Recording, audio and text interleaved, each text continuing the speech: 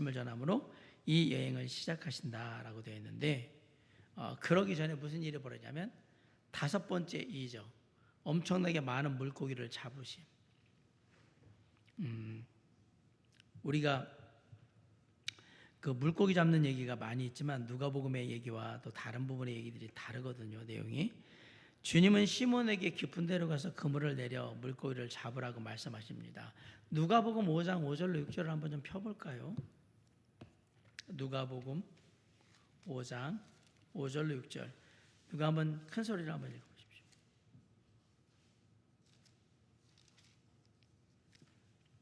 (5절) 6절.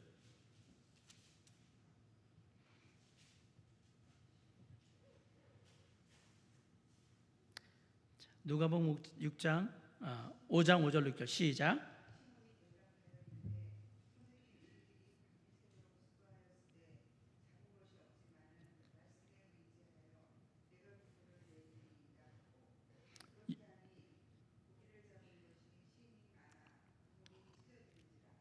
네, 여기 보면 시몬이 베드로죠. 베드로 말씀을 마치고 4절에 보면 시몬에게 깊은 데로 가서 그물을 내려 고기를 잡으라 그러니까, 선생님 우리들이 밤이 새도록 수고했을 때 잡은 것이 없지만 말씀해야지 내가 그물을 내리다 하고 찌르니라. 이에 다른 배에 있는 7절 동무들이 손짓하여 와서 도우라 하니 그들이 와서 두 배의 체험에 잠겨 되었더라.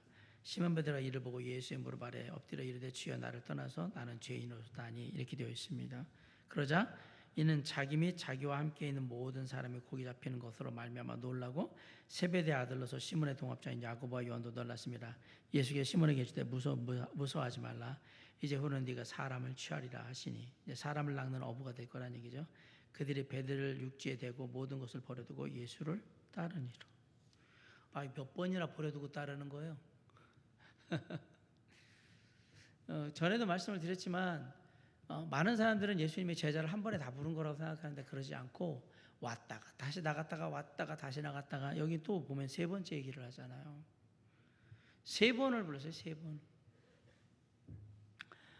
깊은 데 가서 그물 내리는데, 선생님이의 얘기는 예수님을 이미 알고 있기 때문에 하는 얘기거든요. 그 다음에 시몬 베드로는 깊은 데 가서 물고기를 잡으라고 했을 때 회의적이었어요. 왜 회의적이죠? 밤새서 하나도 안 못 잡았는데 또 잡힐까? 두 번째, 우리가 어촌 바닷가에서 자라신 분 있나? 이게 바다가 아주 깊으면 물고기 잡는 게, 여기 지금 갈릴리 호수 이런 데서는 깊은 데 가서 물고기 잡는 게 아니라 그 해안에서 좀 떨어진 데, 그 정도에서 잡아야지 너무 깊은 데 가면 안 잡혀요. 그리고 어려워요. 왜냐면 그물을 밑에까지 쭉 내리려고 그러면 그것이 다 힘들거든요. 그래서 대부분의 사람들은 이 갈릴리 호수에서 많이 그렇게 떨어지지 않은 곳에서 연안에서 이렇게 고기를 잡는데, 그리고 물고기들은 깊이 들어가는 물고기도 있지만 대부분이 가까이에서 이렇게 먹을 걸 먹고 있는 물고기들이 많기 때문에 잡으려면 깊은 데로 가면 안 돼요. 또 하나는 아까 말씀드렸듯이 밤새 했거든요. 밤새 했는데 하나도 못 됐다. 될까요? 그런데 말씀에 의지하여, 중요한 건 말씀에 의지하여, 선생님이 말씀하시니까 한번 해보겠습니다. 여기에 대단한 믿음이 있느냐? 저는 그렇게 생각 안 합니다. 예수님 채만 한번 살려주고 얘기하시니까 그냥 한번 해볼게요. 그러나 베드로는 잡힐 거라는 생각이 없는 거죠. 그럼에도 불구하고 뭐라고 얘기해요? 말씀에 의지하여. 이 작은, 정말로 어떻게 보면 보잘것없는 믿음이잖아요. 바꿔 얘기하면 안 될 거라는 생각이 더 강한데도 뭐라고 그러나? 선생님이 말씀하시니까 한번 내려볼게요, 이렇게 되는데 요 작은 시도가 엄청난 결과를 내는 거예요. 그러니까 우리가 생각해야 돼. 믿음이 대단해서 큰 일을 이루느냐? 그러지 않아요. 믿음의 시작은 약할 수 있어요. 그런데 하나님이 그 믿음을 쓰시면 큰 믿음이 될 수 있는 가능성을 보여주시는 거예요. 왜냐하면 믿음의 역사하는 건 내 믿음에 따라 역사하는 게 아니라 하나님의 크고 놀라우심 따라 역사하는 거기 때문에, 내가 믿음이 작더라도 주님께서 그것을 크게 하기 원하시면 크게 역사하시는 거거든요. 그러니까 나 같은 사람이 기도한다고 되겠어? 그건 당신 생각이고, 당신 같은 믿음이 기도한다고 해서 안 된다고 생각하지만 기도에 응답하시는 건 하나님인데 하나님은 크고 놀라우신 분이라서 어떻게 할지 몰라요. 그거는 주님 마음이에요. 그런데 내가 믿음이라니까 에이 주님 안 하실 거야. 왜 당신이 주님의 마음을 다 재단하십니까? 당신이 주님의 마음을 아십니까? 모르면서 계속 그렇게 얘기하는 거예요. 막 이러니까 난 교회 다닌 지 얼마 안 되고 뭐 신앙생활 한 지도 얼마 안 되고 뭐 기도해봤자 뭐 기도도 잘 못하고 그러니까 안 들어줄 거야. 그건 당신 생각이고, 우리가 사람의 그 길을 계획할지라도 그 길을 인도하시는 분은 누구예요? 이루시는 분은 하나님이시잖아요. 마찬가지예요. 사람이 믿음 없는 가운데서, 연약한 가운데서 구할지라도 그것에 응답하시는 것은 크고 놀라우신 하나님의 주권적인 역사거든요. 여기 베드로는 사실 뭐 대단한 믿음을 가진 건 아니었습니다. 선생님 체면 봐서 왜 두 번씩이나 도망 나와가지고 와서 또 예수님 얘기하는데 여기까지 또 매정하게 하면 또 좀 마음도 좀 그렇고, 왜 도망 나온 주제에, 안 한다고 나온 주제에 또 그러잖아요. 알았어요, 한 번만 가서 해볼게요. 그런데 고기가 가득 차서 배가 가라앉게 돼요. 그물이 어떻게 됐어요? 찢어질 정도가 돼요. 그물이 찢어질 정도. 와. 그러자 베드로가 뭐냐면 자신이 죄인이라고 고백합니다.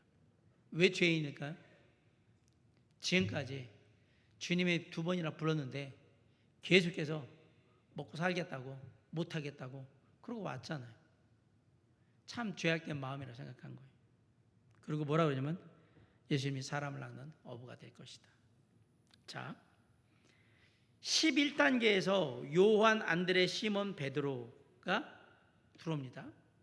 12단계에서 빌립과 나다나엘이 예수님의 제자로 들어옵니다. 이 1차로 부르실 때는 12단계였어요. 2차로 부르신 건 20단계에서 베드로, 안드레, 야고보, 요한을 또 불렀어요. 그런데 21단계에서 다시 불러요. 베드로, 야고보, 요한, 그리고 다른 제자들이 있었대요. 그러니까 우리가 아는 것은 제자들이 한 번에 다 모인 게 아니다. 그들도 여러 고민을 하면서 들락날락거리다가 그러다가 들어왔다라는 사실이. 하나님을 따라가는 건, 주님을 따른다는 게 그렇게 쉽게 할 수 있는 일은 아닌 걸 우리가 알 수가 있어요. 먹고 사는 문제나 가족의 문제나 여러 가지 걸릴 때 주님을 우리가 따라간다는 것이 그리 녹록한 문제는 아니겠구나라는 사실을 우리가 제자들을 통해서 볼 수가 있습니다. 6번째이죠. 문둥병자를 고치는데요. 문둥병자가 예수님의 발밑에 엎드려 고쳐주기를 구했어요. 예수님은 동정심의 사람 앞에서 손을 내밀어 그를 만지셨습니다. 주님은 그때 그 치유받은 사람에게 모세의 결례에 따라 자신을 제사장에게 보이고 정한 예물을 드리라고 말씀하시는데요. 유대인들은 고침받은 문둥병에게 시장길 모서 그의 치유에 관해서 아무것도 말하지 말라고 했으나 그는 그런 것을 말하지 않을 수 없었다. 왜냐하면 예수님한테 문둥병이 고침받았다는 얘기는 아시지만 이스라엘에서 문둥병은 하나님의 저주받은 병인데 하나님의 저주받은 병을 치유한다는 건 하나님과 같은 능력이 아니면 안 되는 거죠. 바꿔 얘기하면 하나님이 한 거를 바꿀 수 있는 건 하나님만 하실 수 있는 거예요. 문둥병이 나왔어? 이거는 바리새인이나 사두개인이나 서두개인들은, 서기관들은, 대제사장들한테는 아주 안 좋은 사인이에요. 안 되는데. 그건 곧 예수님께서 하나님과 같은 존재로 바뀌기 시작하는 거거든요. 그래서 가서 얘기하지 마. 사람들한테 예수님이 구조했다 그런 얘기하지 마. 이렇게 얘기한 거예요. 왜냐하면 자신들한테 도움이 하나도 안 되고 오히려 자신들을 불리하게 만들어 버리니까 놀라운 하나님의 역사하심에도 불구하고 자기들의 입장에서, 사실은 정상적인 신앙이라면 이 유대인들은, 바리새인이나 사두개인이나 서기관이나 제사장들은 어떻게 해야 돼요?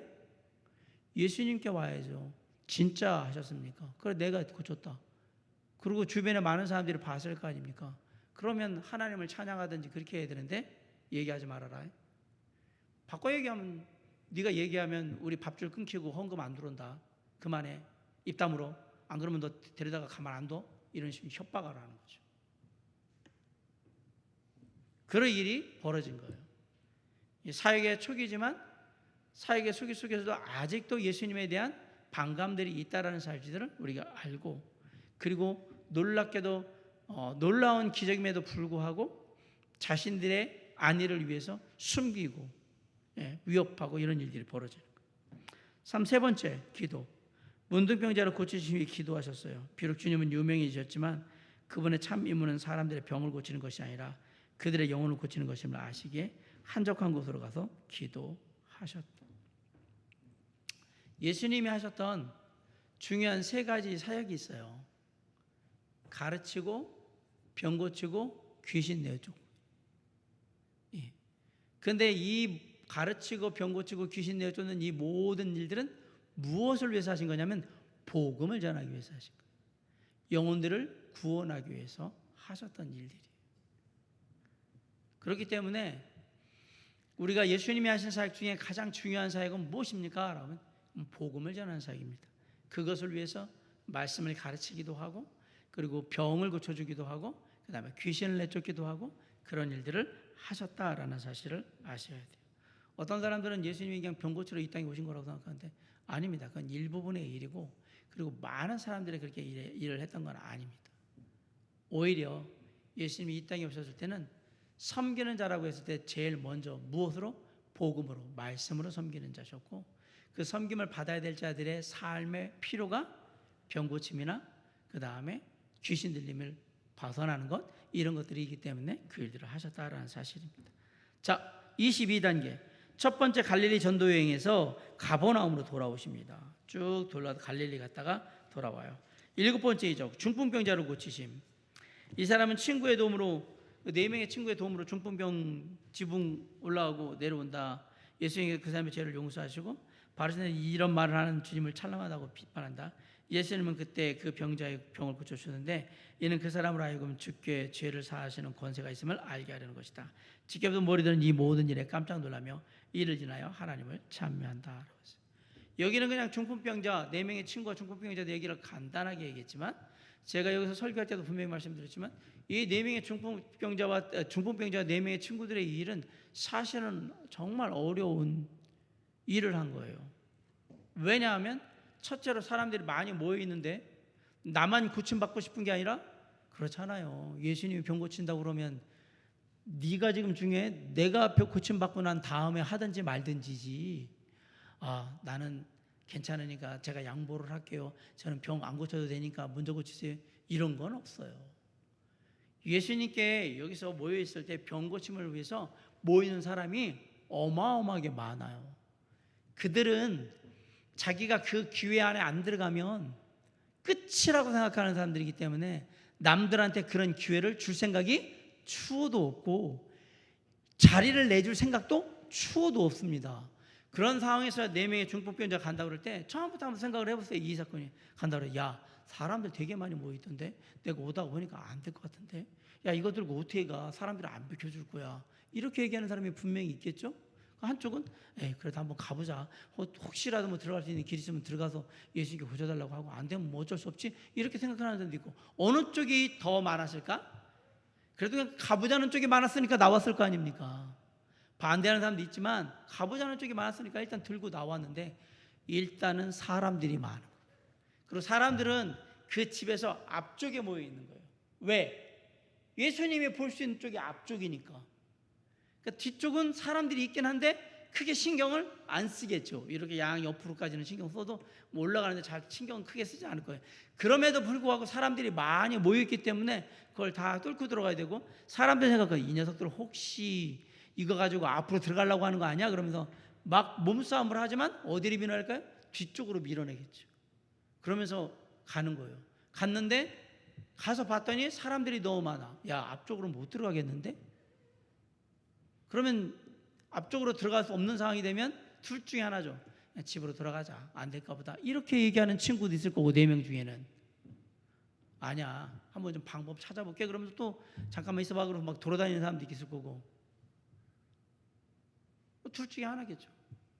그러다가 누군가 돌아와서 4명 중에 한 사람 돌아와서 야, 방법은 없는데 지붕으로 올라가 볼까? 지붕에 들어 올라가서 뭐 뚫어서 한번 내림. 그래서 올라간 거죠. 발상의 전환. 이렇게 얘기하면 이제 이 이야기가 현대인들에게 뭐라는 발상의 전환이 필요합니다. 왜? 지붕은 뚫으라고 있는 게 아니거든요. 박아놓은 데지. 그걸 뚫는 데. 그 생각을 하는 것도 더 신박하고 그 얘기를 또 듣고 올라가는 이 친구들도 신박하고, 그럼 왜 올라갔을까? 해보자 그냥 어떻게든지 뭐. 되겠지 뭐. 그럼 올라갔잖아요. 누구를 위해서 올라간 거예요? 친구, 중풍병자를 위해서 올라가는 거죠. 그리고 올라가는 거예요. 그리고 올라가서 지붕을 뚫는데 이제 가져와야 되죠. 삽도 가져오고 꽃갱이도 가져오고 뭐 가져와서 쿵쿵거리고 해야 되는데, 여러분 아시지만 이스라엘의 지붕은 집이나 나무 위에 이렇게 올라 있는데, 이렇게 하면 흙으로 되어 있는 데 같으면, 그리고 거기에 회반조가 안 되면 그래도 뭐 세게 내리치면 나가거든요. 구멍을 뚫는다고 생각을 할 때 한번 생각해보세요. 옛날에 초가집에 구멍 뚫는다고 생각하면 밑에서 위에서 이게 내려오면 난리가 나죠. 그죠? 후두둑 후두둑 그러면서 막 먼지 나고 뭐 떨어지고. 그러면 제가 얘기했지, 그때 설교할 때 똑같이 제가 생생하게 밑에서 막 이런 미친 XX 어떤 X 막 욕하는 게 막 들고, 왜? 갑자기 예수님 말씀 전하고 있는데 막 후두둑거리고 막 떨어지고 그러면 그걸 그냥, 그러면 막 주인한테 나가보라고, 저 뭐 어떤 놈들이 저기 쿵쿵거리고 있는 거예요. 그러면서 막 그 화를 냈을 거예요. 분위기 다 깨지게 만들고 막 그런다. 또 올라갔으면 주인이 올라갔겠죠? 아마도. 아니면 하인이 올라갔든지. 우리가 이거 그러면 중요한 건 뭐냐면, 지붕을 다 뻥 뚫어버리면 나중에 이거 보수 비용은 뚫은 사람들이 다 내는 겁니다. 뭐 누가 내겠어요 이거? 그리고 이거에서 뒤에서 누가 다치면 다 물어줘야 돼요. 뭐 떨어져가지고 누가 뭐 다쳤네 뭐 하면 다 물어줘야지, 고칠 때까지. 그럼에도 불구하고 한번 생각해 보세요. 이 중풍병자 친구를 이렇게까지 내릴 만한 가치가 있을까? 한번 물어보십시오. 가치가 있을까? 이렇게까지 우리가 생돈 써가면서 얘를 이렇게까지 해줄 필요가 있을까? 라고 한번 물어봐 보세요. 그러면 이 본문이 많은 걸 우리에게 던져줘요. 그냥 단순하게 뭐 이렇게 지붕을 뚫고 내리니 뭐 이렇게 하지만, 지붕을 뭐 뻥 뚫어 뻥 내리니 막 내리니 이런 거 아니잖아요. 성경을 그런 식으로 보지 말라고 그러면 지붕을 뚫을 때도 시간이 많이 걸고, 그리고 이거 내릴 만큼 뚫으려고 하면 아무리 칭칭 묶어도 지름이 한 1m는 돼야 될 것 같은데요. 최소한 이 정도는 돼야 될 것 같은데요. 그래야 뭐 이렇게 거꾸로 내리든, 만약에 이렇게 내린다 그러면 엄청나게 크게 뚫어야 돼요. 생각해보세요. 이게 비스듬히 내려도 되게 크게 뚫어야 되는 거예요. 지붕이 완전히 망가지는 거잖아요 지금. 그걸 다 떠나서 얘를 이런 수고하면서까지 예수님 앞에 내릴 만한, 얘가 그만한 가치가 있는 사람인가 우리하고 물어보세요. 저는 이 4명의 친구가 될지, 이 사람들이 친척이 될지 가족이 될지는 모르지만, 아마도 봐서는 친구나 마을에 있는 친구나 형 동생 하는 그런 아주 친한 사람들 같은데, 이들은 왜 이 일을 했을까? 욕이란 욕 다 먹고 돈도 들고 다 하는데, 그럼 그 얘기예요. 그만한 가치가 있는 사람이라는 얘기인데. 그런데 거꾸로 한번 생각해요.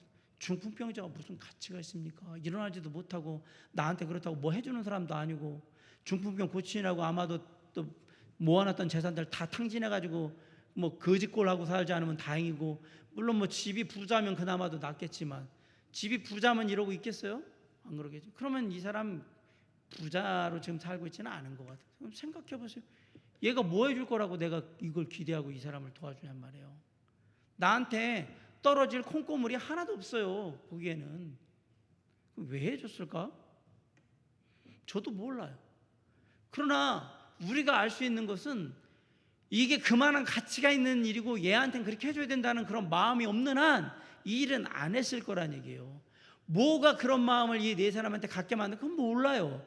그러나 그들은 그만한 일을 할 만한 가치가 있는 사람이라고 이 사람을 생각하고 있는 거예요. 그럼 가만히 생각해 보세요. 진짜 별 볼 일 없고 그냥 환자잖아요. 근데 이들이 모든 것들을 다 해줘요. 이 사람은 그냥 멀뚱멀뚱 지켜보고만 있는 거예요. 지금 친구들이 하고 있는 이거를. 주변에 이런 4사람 그래서 구하라고 얘기하는 거잖아요. 설교에. 이 4사람. 중풍병자를 내렸던 이 4명의 친구 같은 친구를 당신은 데리고 있습니까? 그럼 인생 성공한 거죠. 이런 사람이 어디 있어요, 세상에. 4명만 있어도 대박이죠. 나를 내려줄 사람이 과연 있을까? 나를 메고 가서 지붕을 뚫고 내려줄 이 사람, 4사람.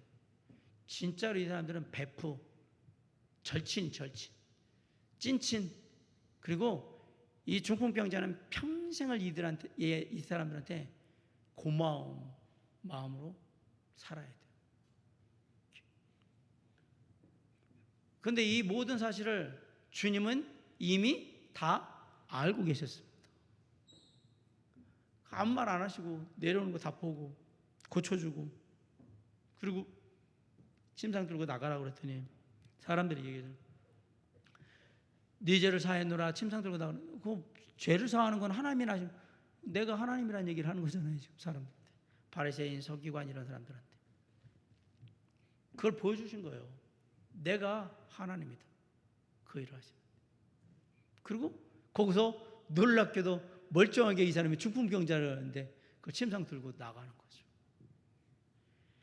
이 사건이 단순한 사건 같지만 이 사건이 이루어지는 많은 속에서 어마어마한 일들이 벌어지는 거예요. 자, 중풍병자도 이 일을 통해서 예수 그리스도에 대한 믿음이 대단했겠지만 이 네 명의 친구들을 한번 잘 생각해 보세요. 중풍병자 이런 마음이 있겠죠. 야, 예수님 아니면 내 병 못 쳐. 예수님한테 좀 데려다 줘. 이 사람이 간절히 했을 수도 있겠고. 그리고 이 네 명이 아무리 친구라고 해도 예수님이면 혹시라도 고칠 줄 몰라라는 그런 확신이 없으면 안 하죠, 이거. 예수님이 막 귀신도 내쫓고 사람도 많이 고치시고 그런다는데 내 친구도 고쳐주시지 않을까? 한번 뭐 해보지 뭐. 그럼 이거 내리는 거죠. 이들의 믿음은 그냥 봐서 그냥 넘어갈 수 있는 믿음은 아닙니다. 아까도 말씀드린 많은 희생과 수고를 감내해야 되는 믿음이잖아요. 누구를 위해서? 친구를 위해서. 그렇다면 이 네 사람도 대단한 사람이에요. 우리는 이 중풍병자가 문둥병 고치는 것에 대해서 할 때 항상 중풍병자에게 중심을 두는 경우가 많아요. 그런데 사실은 이 이야기의 더 중요한 키는 이 네 명의 친구들이에요. 네 명의 친구. 그들은 이 사람을 낫게 하기 위해서 자신들이 할 수 있는 모든 걸 다 한 거예요.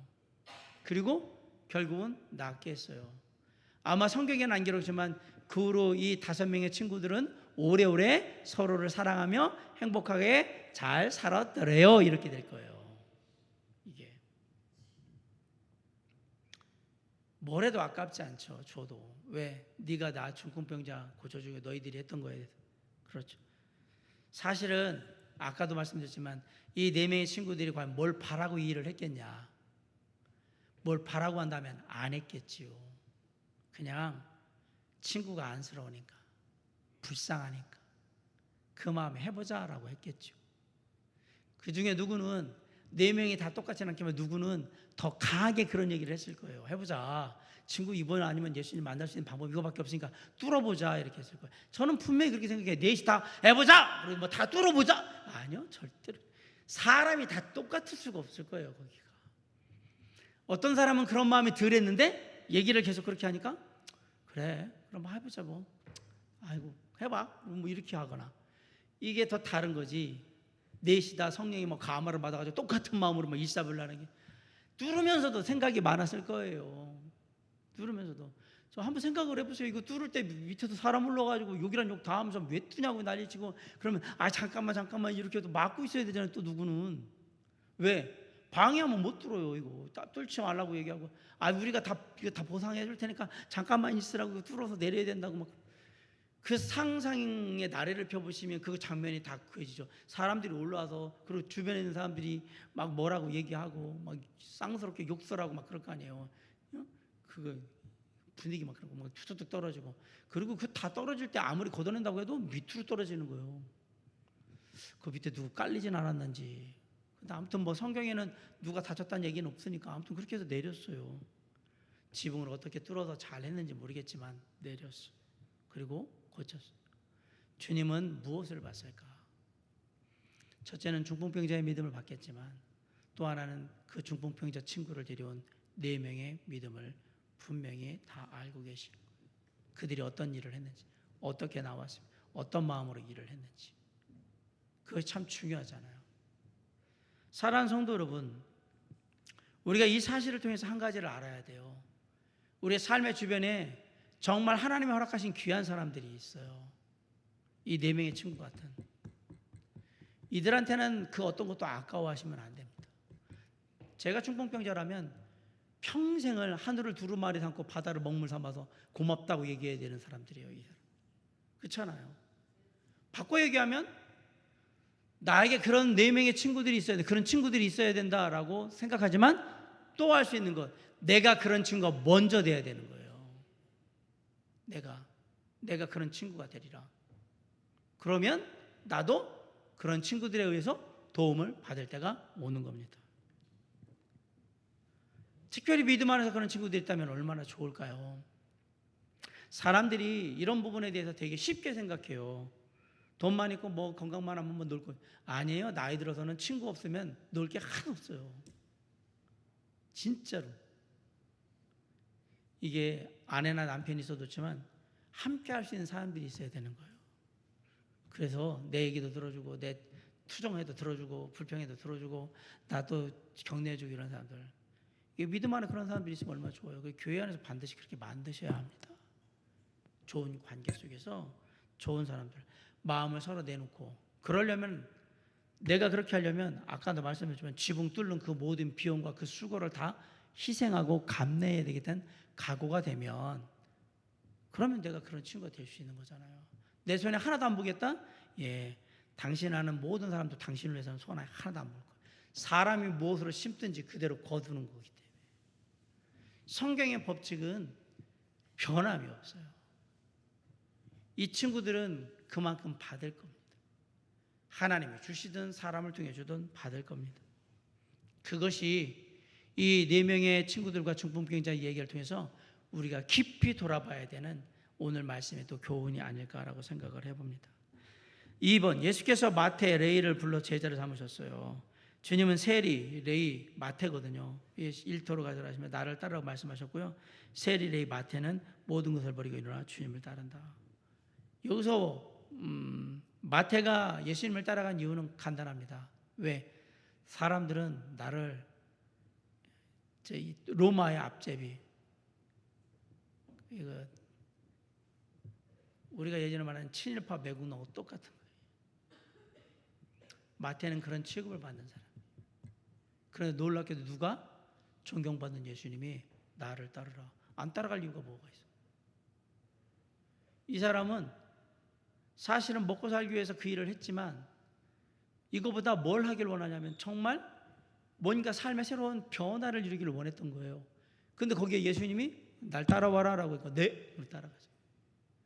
그러니까 먹고 사는 것보다 훨씬 더 중요한 게 있었던 거예요. 자신의 삶에 뭔가 의미 있는 일, 정말 가치 있는 일을 하고 싶었던 거예요. 그걸 누가 불러주신 거예요? 예수님이 불러주시잖아요. 따라가요. 모든 것을 버리고 일어나. 사실은 세리면 이스라엘에서 먹고 사는 데는 가장 좋은 사람이에요. 그런데 다 놨어요. 모든 것을 버리고 오라고 그랬죠. 그 얘기는 이제 이것에 연연하지 않는다라는 얘기입니다. 그리고 예수님을 따른다라는 사실을 보면서 우리가 주님을 따를 때에는 더 큰 가치, 분명한 이유가 있다라는 사실을 마태를 통해서도 다시 알 수 있게 됩니다. 특별히 저와 여러분 모두도 주님께서 우리를 부르실 때에 내가 주님을 만난 이유가 있을 거예요. 어떤 것 때문에 주님을 내가 만나게 됐을까? 내가 주님을 믿고 따르게 되었을까? 네, 그 이유가 다 있어요. 마태는 같은 동족들에게 천시받고 멸시받는 어쩔 수 없이 세관 일을 하고 있긴 한데 그런 건 우리가 여기 삭개오도 알지만 다 세리들이잖아요. 그런데 그런 정신적인 스트레스가 너무 크니까 그 일을 벗어나고 싶은 거예요. 그러나 놀랍게도 누가 부르셨냐면 예수님이 부르셨어요. 안 갈 이유가 없어. 내가 이렇게 시달리며 사느니 주님 따라간다. 네, 그리고 완전히 바뀌는 거예요. 세리에서 예수님의 제자가 되는 건 아예 완전히 바뀌는 거예요. 놀랍잖아요, 삶이. 누구를 만나서? 예수님 만나서 삶이 완전히 바뀐 거예요. 그 부분을 생각하면 예수 만나면 사람이 이렇게 될 수 있는 거예요. 이렇게 정말로. 저는 고등학교 때까지 꿈이 뭐였냐면 대학교 가서 행정학과를 가지고 행정고시 보고 행정고시 붙어서 여우 같은 아내와 토끼 같은 자식 두고 잘 먹고 잘 사는 게 제 꿈이었습니다. 예, 저는 그 꿈이었습니다. 예수 믿고 뭐 교회 다니고 아예 생각을 안 했던 사람. 저는 교회보다는 절에 더 가까운 사람이었고, 그리고 그게 제가 공부해야 되는 이유였어요. 그런 기회를 얻으려면, 그렇게 살려면 지금 열심히 공부해야 돼. 이게 저에게 공부에 대한 동기부여였고, 정말 그 부분에 대해서 그렇게 하려고 해서 했어요. 그런데 고등학교 2학년 때 친구 따라 강남 간다고 교회 갔다가 예수를 믿고 제 삶의 모든 게 다 바뀌어버렸어요. 그리고 다 놓게 된 거잖아요. 내가 잘 돼야 되는 이유는 잘 먹고 잘 살기 위해서가 아니라, 내가 만약에 잘 된다면 그 위치에서 더 많은 사람들에게 예수 그리스도를 전할 수 있는 그 위치에 서고 싶어서 잘 돼야 되는구나라고 알았어요. 잘 먹고 잘 사는 게 문제가 아니라. 그렇게 바뀐 거예요. 그러다 대학교 1학년 때 주님이 부르셔서 목회자로 소명을 받고 내려놓을 때, 그러면 모든 걸 다 내려놨다는 얘기예요. 세상에서 누릴 수 있는 모든 건 다 내려놓고 그냥 이 길만 들어놓은 거니까. 세리 마태의 길도 똑같은 길이라고 생각을 합니다. 근데 이게 어떻게 해서 변해야 되는 거냐? 예수 만나면 변해요. 예수 만나면 변하더라고요. 그리고 우리의 선택에는 후회가 없습니다. 저는 평생을 목회자가 됐던 걸 후회한 적은 없습니다. 제가 하나님이 부르셨고 제가 정말 기쁘게 할 수 있는 일이라고 믿기 때문에. 그런데 그럼에도 불구하고 목회자를 해야 되기 때문에 세상에서 놔야 될 것들이 정말 많았어요. 누릴 수 없는 것들, 내가 욕심내면 안 되는 것들을 다 내려놓는 거예요. 그렇죠? 왜? 내가 목회자 안 되고 다른 거 세상에서 해도 내가 돈 벌고 잘 먹고 잘 살았을 것 같은 나름대로 그런 확신, 자신도 있었으니까. 그런데 그걸 다 놔야 되는 거죠. 세리마태는 그런 마음으로 지금 예수를 따라가는 겁니다. 이미 쉽게 말하면 다 되어 있는 거를 다 놓고 가는 거거든요. 그렇기 때문에 마태의 길은 힘든 길이었지만 그 모든 것들을 다 내려가는 길이기 때문에 제자의 길이고 또 기쁘게 갈 수 있는 길이 되었던 겁니다. 자, 그렇게 보면 이 마태를 부른 거나 앞에 있는 제자들을 부른 거나 다 참 재밌어요. 다 모든 것을 버려두고요. 버려두고 모든 걸 버려두고. 그 얘기는 뭐냐면 나머지 삶의 모든 것은 주님이 우리의 가족들을 살피시고 부모님을 살피시는 거고, 나는 뭐 해야 되는 거예요? 이 일을 해야 되는 거잖아요. 이게 가장 중요한 일이기 때문에. 때때로 하나님이 부르는 사람들 중에는 하나님의 일이 가족의 일보다 먼저인 사람들이 있어요. 저희 같은 사역자들은 다 그래요. 어쩔 수가 없어요. 가족을 돌보면서 그렇게 하기에는 어려운 부분들이 많으니까 그때는 포기해야 한단 말이에요. 물론 하나님께서 모든 것들을 살펴주고 다 하지만 가장 기본적인 것은 세상에 누릴 수 있는 모든 것은 다 내려야 된다. 그러면 사역자만 그래야 되냐? 아니요. 주님을 따르기로 마음먹은 사람 모두는 다 세상에서 누릴 수 있는 것들이 다 내 것은 아니라는 사실을 분명히 한가운데 가셔야 합니다. 그렇게 안 가면 늘 남들이 부럽고 늘 저기로 가고 싶고 나는 왜 그런가 자꾸 비교되고 그럴 거예요. 그런데 아예 갈 생각을 안 하면 이 안에서 그냥 즐겁고 편안하게 살 수 있거든요. 제자들은 지금 그 길을 들어간 거예요. 앞에 있는 제자들은 3번씩이나 도망 나오면서 그랬던 건 그게 쉽지 않은 길이었다는 걸 아는 거예요.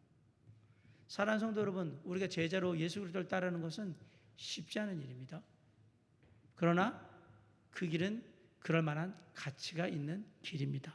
어렵고 힘든 길이기에 할 만한 가치가 있는 거고요. 우리는 그 일을 할 만한 이유가 있는 거예요.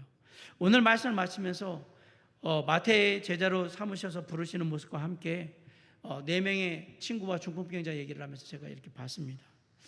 사실은 믿음에 대한 얘기나 하나님을 따라가는 그런 순종의 모습들이나 이런 것들이 성경에 나와 있는 모습 속에서 우리가 다 담을 수는 없지만 그 구절구절 사이사이에 많이 녹아있을 그때의 상황들을 생각하면 정말로 여러 가지 많은 속에서 우리가 생각을 할 수 있고 또 은혜도 누릴 수 있는 것 같아요. 그럼에도 불구하고 우리가 기억해야 되는 것은 이들이 그런 일을 하고 또한 예수 그리스도를 따르는 길을 그 길을 갈 때 중요한 건 그럴 만한 가치가 있기 때문에 했다라는 거예요. 둘 다 공통점이. 친구를 위해서 가치가 있는 일이었고 내가 이 모든 걸 버리고 예수님 따르는 것들이 더 큰 가치가 있다고 생각하기 때문에 그래요. 결국 신앙이라는 건 더 가치 있는 걸 선택하는 거예요. 예수 그리스도와 그분이 하시는 일들이 더 가치 있으면 그걸 선택할 거고, 내가 신앙 가운데 있어도 세상에 게 더 가치 있으면 계속 거기에 머뭇머뭇거리면서 세상 것을 자꾸 민구적거리면서 조물럭조물럭거리면서 그걸 만지고 있을 거예요. 못 놓고. 이게 가치를 못 바꾸기 때문에 그런 거예요. 결국 다 그래. 다 내가 이게 더 가치 있다고 그러면, 누가 100만 원짜리하고 만 원짜리하고 바꾸자 그러면 누가 100만 원짜리를 버리고 누가 만 원짜리를 걷겠습니까? 결국은 가치를 선택하는 거거든요. 우리가 선택한 그 가치가 세상에 비할 수 없는 그런 놀라운 가치, 그리고 그 안에 놀라운 은혜가 있고 하나님의 역사하심이 있기 때문에 우리는 그것을 하는 거거든요. 4명의 중풍병자도, 그리고 세리 마태도 하나님을 선택하며 그 일을 할 때 그것이 더 가치 있는 일이었기 때문에 했던 거예요. 우리의 삶도 가치를 추구하는 삶이 되어야 합니다. 그리고 그것을 선택하는 삶이 되어야 합니다. 그래야 후회하지 않습니다. 나중에 껄껄껄 해봐야 끝난 다음에 얘기거든요. 신중하게 그 가치를 선택하고 나서는 그 가치가 최선의 가치였다는 사실을 믿고 그 길을 가야 되는 거거든요. 그게 신앙 생활이라는 사실을 오늘 이 두 가지 사건들을 통해서 다시 한번 생각해 보면서, 우리의 삶 동안 더 가치 있는 것, 더 가치 있다고 성경이 말하는 건 보이지 않는 것들인데, 그 보이지 않는 것들에 마음을 둔 삶을 살라, 그것이 그리스도인의 삶이라는 사실을 다시 한번 마음속에 새기는 귀한 이 저녁이 될 수 있기를 주님의 이름으로 간절히 축원합니다. 기도하시겠습니다. 사랑과 은혜가 풍성하신 아버지 하나님, 이 시간 기도합니다. 우리의 삶 속에 많은 일들을 할 때 그 모든 일들은 다